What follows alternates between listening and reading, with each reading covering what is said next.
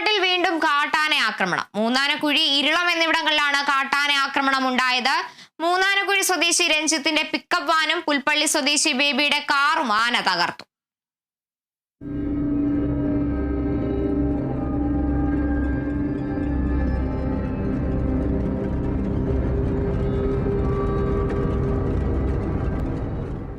കാട്ടാന ആക്രമണത്തിൽ നിന്ന് തലനാരിടയ്ക്ക് രക്ഷപ്പെട്ടെങ്കിലും ബേബിയുടെയും കുടുംബത്തിന്റെയും ഭീതി ഇതുവരെയും മാറിയിട്ടില്ല.